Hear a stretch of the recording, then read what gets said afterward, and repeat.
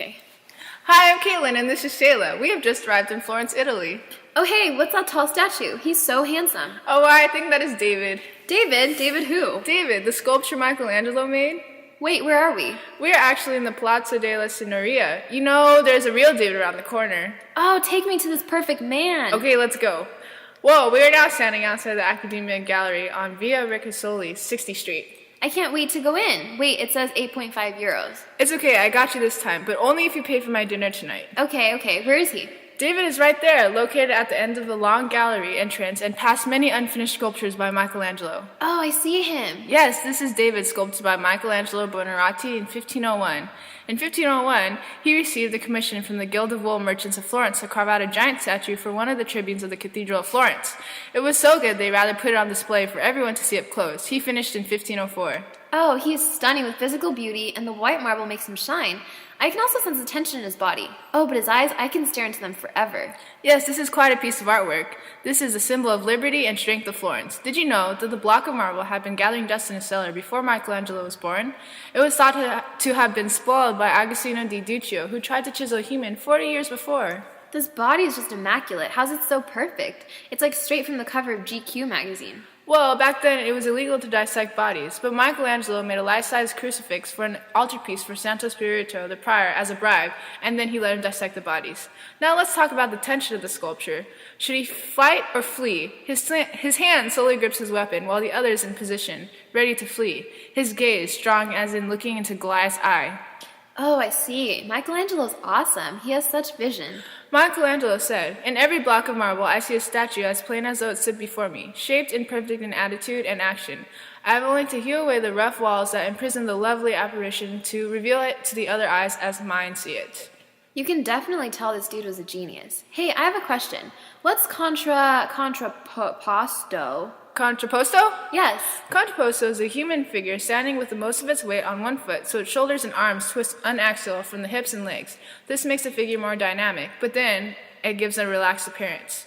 Now, do you notice anything different or unusual about the size? Well, he is 17 feet tall. Yes, but look at his hands. Whoa, they're larger than what's proportionate. Yes, in fact, the head and the upper body is larger than the lower body, and the right hand is bigger than the left, and he has a very large pinky, and his right eye is in the correct position, but his left eye looks different. This is called extratropic. The left eye fixates on the viewer, while the right eye appears to be looking at a distance, away from the viewer.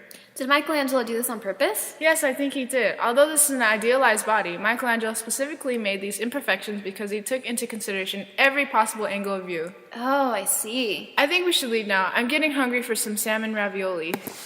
Sure, now why don't we take a trip to LA so I can show you one of my favorite paintings and we'll grab some food while we're there. That sounds fantastic. Let's go. Alright, Caitlin, so we're here at the LACMA in LA and we're going to be looking at a work by Rene Magritte. Great. I'm excited to see it. Okay, this work is called The Treachery of Images, otherwise known as It's Not a Pipe. It was created in 1929 and it's a surrealist work that is said to be one of Rene Magritte's masterpieces. Really? Well, that's all very interesting, but I'm actually confused. This painting depicts one thing, but says the opposite. Do you think you can maybe explain that to me? Of course. Well, the subject of the work is ultimately the pipe. As you can see, it is very realistic, and in front of where the pipe is, there's writing that says this is not a pipe. Oh yes, I see that. Okay, well now, if we analyze this on a deeper level, we come to find that there's more to it than meets the eye. The work is highly paradoxical because it sets an image and puts words in front of it, but the object and the words contradict each other. Yeah, I mean, I'm looking at this work, and I see a pipe, but then it says that it isn't a pipe. That's confusing. Right, and Magritte ultimately was very keen of exploring the gap between images and inscriptions in the titles themselves. In a quote taken from an article that was written by Magritte, he says, "An object never functions in the same way as its name or its image."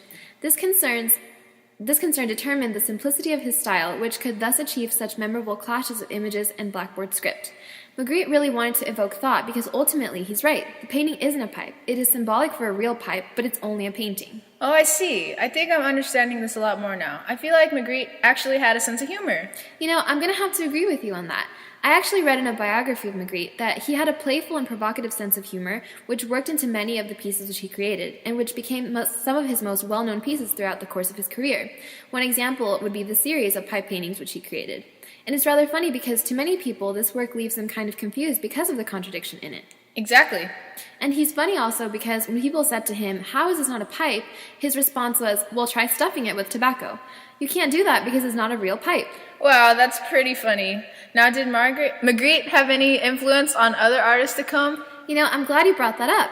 His use of text in his word image paintings influenced a younger generation of artists. Not only were a number of artists intrigued by and influenced by the work Rene Magritte created, but popular culture and the art world in general were extremely influenced by his creative and unique ability to take something so ordinary, yet make the viewers of his pieces see something completely different.